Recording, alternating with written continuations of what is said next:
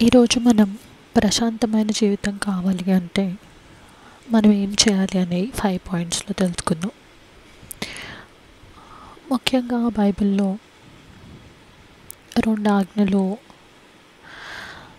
Total Bible అంతా follow అయినట్టుగా 2 ఆజ్ఞల్లో summarise చేయమంటే యేసుక్రీస్తు గారిని 2 ఆజ్ఞలు చాలా ముఖ్యమైనవి అన్నట్టు చెప్తారు మనకి. మత్తయి 22, 37, 38, 39 తీసుకుంటే, అందుకు ఆయన నీ పూర్ణ హృదయంతోనూ నీ పూర్ణ ఆత్మతోనూ నీ పూర్ణ మనస్సుతోనూ నీ దేవుడైన ప్రభువును ప్రేమింపవలనన్నదే ఇది ముఖ్యమైనదియో మొదటి అయినదియో అయిన ఆజ్ఞ. అలాగే రెండవది, నిన్ను వల్లే నీ పొరుగువాన్ని ప్రేమింపవలను, రెండవ ఆజ్ఞయు దాని వంటిదే అని చెప్పేసి ఈ 2 ఆజ్ఞలు చెప్తారు. మెయిన్గా మనం ఈ రెండింటిని పాటిస్తే మనం పూర్ణ హృదయంతో పూర్ణ ఆత్మతో దేవుడైన ప్రభువుని ప్రేమించడం, మన వల్లే మన పొరుగువాన్ని ప్రేమించడం, ఈ 2 చేయాలి. అలాగే సెకండ్ పాయింట్ వచ్చేసి మనం మంచిని కోరుకోవాలి.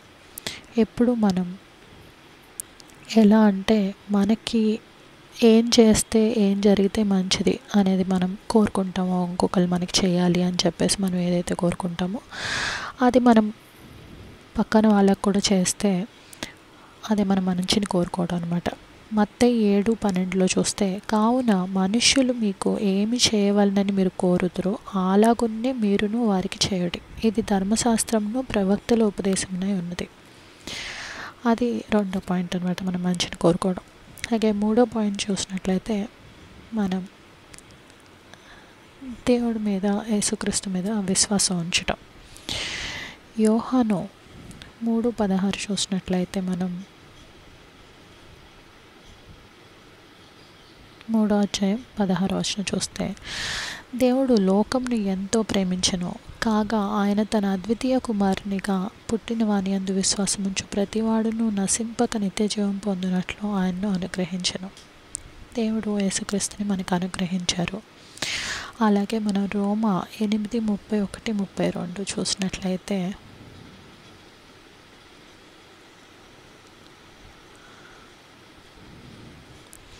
ఇట్లుండగా ఏమందుమో, దేవుడు మన పక్షంలో ఉండగా మనకు విరోధి ఎవడు? తన సొంత కుమారుని అనుగ్రహించుటకు వెనుక తీయక మన అందరి కొరకు ఆయన్ను అప్పగించిన వాడు ఆయనతో పాటు సమస్తమును మనకెందుకు అనుగ్రహింపడు? ఆయన మీద మనకి నమ్మకం ఉండాలన్నమాట. దేవుడి మీద, యేసుక్రీస్తు మీద. ఆయన సొంత కుమారునే మన కోసం ఇచ్చినప్పుడు మన కోసం ప్రతిదీ దేవుడు ఇస్తాడు కదా అనే నమ్మకం మనకి ఉండాలి దేవుడి పైన. అలాగే 4వ పాయింట్, మనం ప్రశాంతంగా ఉండటానికి మనం ప్రార్థించాలి దేవుడికి. ఫిలిప్పీ 4:6 చూసినట్లయితే,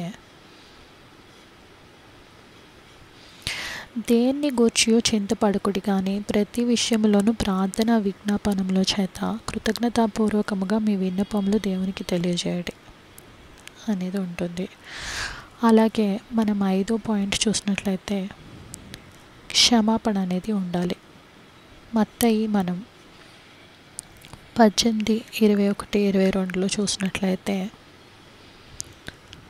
మత్తయి 18వ అధ్యాయం 21-22 చూసినట్లయితే, ఆ సమయమున పేతురు ఆయన యొద్దకు వచ్చి, ప్రభువా, నా సహోదరుడు నా ఎడల తప్పిదము చేసిన ఎడల నేను ఎన్ని మార్లు అతని క్షమింపవలను?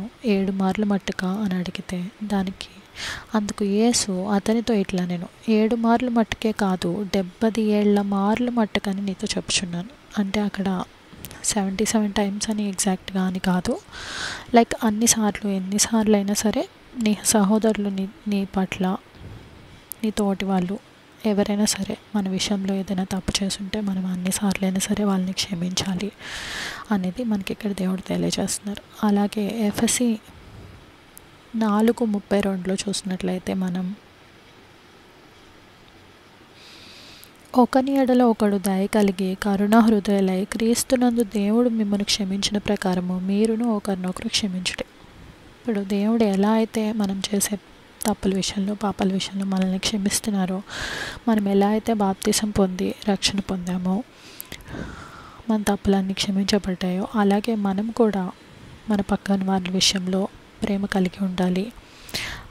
మనల్ని మనం ఎలా ప్రేమించుకుంటామో మన పక్కన వాళ్ళని అలానే ప్రేమించి, మన తప్పులు ఎలా క్షమించుకుంటామో మన పక్కన వాళ్ళని అలానే క్షమించాలి. అలాగే మనం మంచిని ఆశించి మనం ప్రశాంతంగా ఉండడానికి ప్రయత్నించాలి. అలాగే దేవుడి పైన నమ్మకం ఉంచాలి. అలా ప్రార్థన విజ్ఞాపనలు చేయాలి. ఫైనల్గా క్షమించాలి అన్నమాట. మొత్తం ఈ 5 పాయింట్స్. ఈ వాక్యం విన్నందుకు మీ అందరికీ ధన్యవాదాలు.